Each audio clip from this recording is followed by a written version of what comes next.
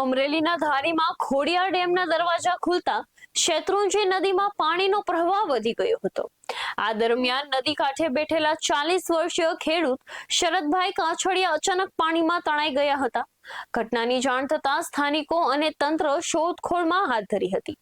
લગભગ 12 કલાકની જહેમત બાદ શેત્રુંજી નદી કાંઠે બાવળની કાંઠમાં તેમનો મૃતદેહ મળી આવ્યો હતો। મૃતદેહનો પોસ્ટમોર્ટમ માટે અમરેલી સિવિલ હોસ્પિટલ ખસેડવામાં આવ્યો હતો। આ દુર્ઘટનાથી પરિવારમાં શોકનો માહોલ છવાઈ ગયો છે।